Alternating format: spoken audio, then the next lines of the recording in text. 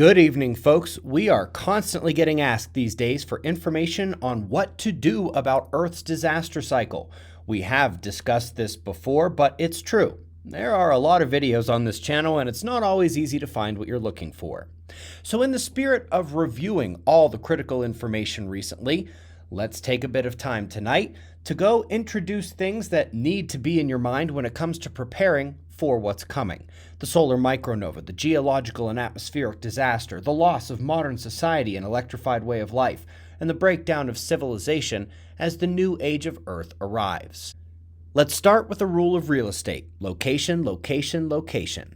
The most basic things you need to know are, first, don't be in big cities. Lots of people around is one of the most dangerous facets of a disaster scenario, especially when supplies are limited, running low, and emotions and desperation are running high. Be away from the oceans.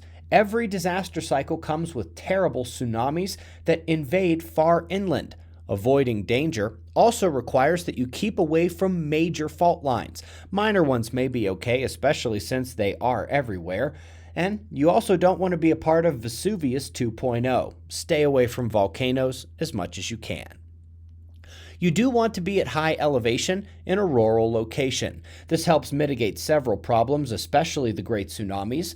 You want to have underground potential. This is key. The subterranean refuge potential is something shared by nearly every culture that survived the last cycle disaster.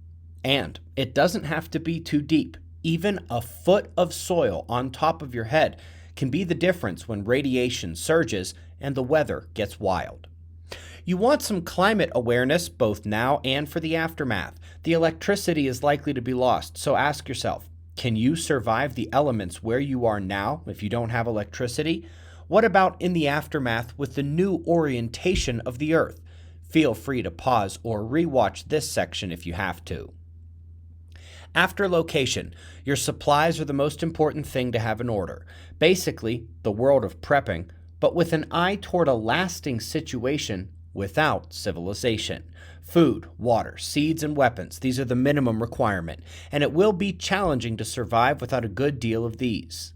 Advanced items can give you a superior advantage. Make sure you have clothes for extreme cold, if it comes to it. Having the ability to generate power is helpful, whether that's by water, wind, solar, or manual crank devices. These require EMP shielding in a Faraday cage or plastic container, but in theory, that can be managed. You can't memorize everything you're going to need to know, so books are required. Farming, hunting, trapping, medicine, architecture, math, you get the idea. Anything that you may want to need to rebuild and survive. Tools is a broad topic. Compass for navigation, tools for farming or building, medical devices or essential oils, pre-industrial items like axes or saws or hammers, and the nails and screws to go with them. You have to use your imagination here and tailor it to both your skill set and your personal situation, what you expect it to be like and where you expect to be when the disaster unfolds. It is critical to understand the risks associated with the timeline. Right now, we are in full-scale clown world, which better be obvious to you already. It is going to get worse and worse, and then we'll either have the initial solar EMP that takes out global power, or something like World War III, or full-scale dystopian control by the elites. It will take some time between that phase and the major zenith of the disaster cycle, the pole shift in solar micronova, when the radiation surges, the weather gets bad, and the great earthquakes and tsunamis occur. Afterwards, the new age of Earth will begin as something of a golden age, and although that is less scary, that's when the real work begins to rebuild. You need to be prepared for every stage and have them all considered. You need to stay aware and stay prepared. Keep an eye on everything. Don't just run to the mountains tomorrow. And in staying prepared, you're not going to want to wait until the sun really unleashes to realize that your canned food expires in a month. Of the utmost importance is to deal with these stresses and the radiation surges and electrical induction on your body. It's the energy field of yourself.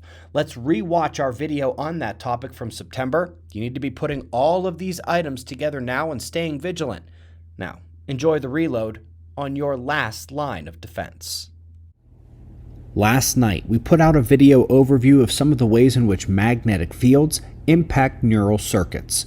The fields can be from space weather, the changing magnetic field of Earth, or even from human technology. The neural circuits not only are critical for complex thought and emotion, but impact the heart, breathing, pretty much anything that is connected to the nervous system. By far, the most asked question in the comments section was about what to do with this information, how to defend against it. Well, let's first make it clear. As has been done in many studies, including this one, which reviewed lots of others, the body does have an energy field. A few of them, actually. It's real, it is projected from within, and it absolutely can be a line of defense to outside energies. The chakras are part of this field, one of the critical ones, developing an ordered, expansive range of ambient electric field energy. For veteran observers, if your body is like the Earth, these electric fields are like the atmosphere and ionosphere. Some people claim to be able to see aura, but in reality, that would probably be the aura or maybe another body field layer. We can't really know. But when part of your body or your mind is sick, these fields become disordered, lopsided, or patchy, leaving you open in a way. It's a critical aspect of the body field defense system, and whatever part of your body is affected, whatever chakra is out of balance or is blocked or is inhibited, will impact the imperfection of this field surrounding yourself.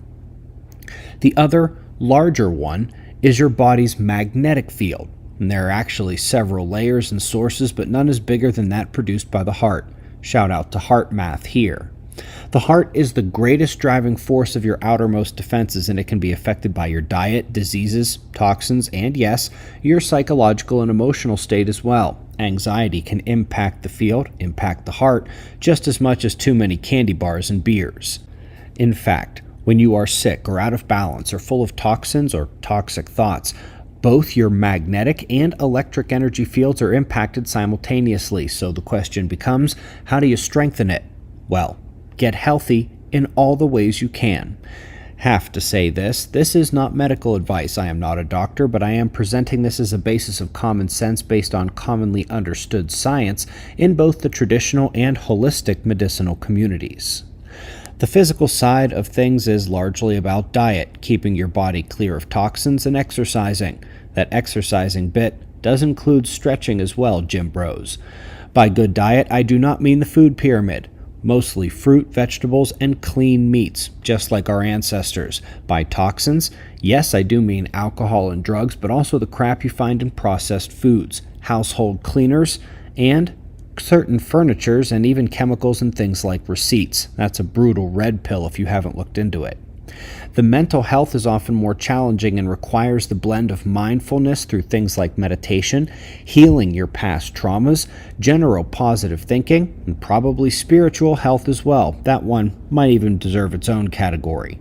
Placebo is part of this too. If you can take a fake medicine and think something that isn't true, but your body reacts to your thoughts instead of chemical reality, it's worth believing you are strong, that you can handle these types of energies. I say no fear every day, and perhaps it's as important here as anywhere. I hope some of this information was worthwhile. I will see you in the morning for the daily show. Be safe, everyone.